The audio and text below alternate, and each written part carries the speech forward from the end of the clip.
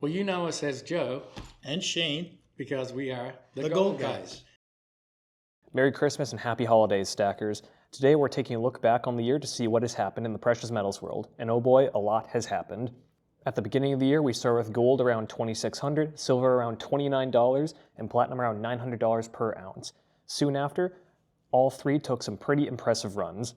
Gold ran up right around $3,300 and hovered there, plus or minus 100, from May to the end of August, then continued its run up to over $4,000 in October and sticking around $4,300 for the rest of the year. Silver, on the other hand, had a fairly consistent run through the entire year, having only 1 to 2 really big drops, rapidly crossing the $50 mark and hitting new record highs of over $64 per ounce. But it's not just the prices that have changed. In October, the whole silver industry was thrown into havoc, and we're still feeling the effects of it today, and will likely feel it for a while longer going into 2026. Silver futures prices dropped below physical silver price, which is called backwardation, a very rare event in history, leading to a cascade of events breaking the silver industry, somehow without making any major news headlines, including a near global shutdown for buying and selling of all non-pure silver items, major refineries shipping barrels of scrap silver back to their customers, and London bullion vaults are essentially being cleaned out overnight as millions of ounces worth of contracts are requesting physical delivery for silver that doesn't exist. Platinum also had quite the run this year.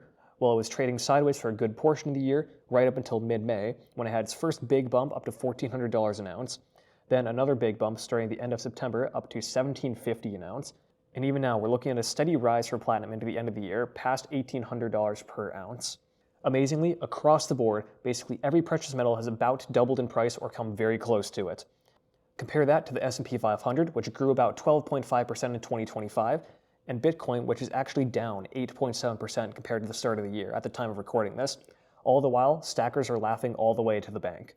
Aside from that, here at the Gold Guys, after 17 years of just buying from the public, we officially launched Gold Guys Bullion, our online platform for selling bullion at the best prices. Overall, I'd say things in the precious metals world are looking up. As the economy gets worse, gold and silver really shine. And if the general public economic consensus is anything to go by, the economy is going to get a whole lot worse before it gets better.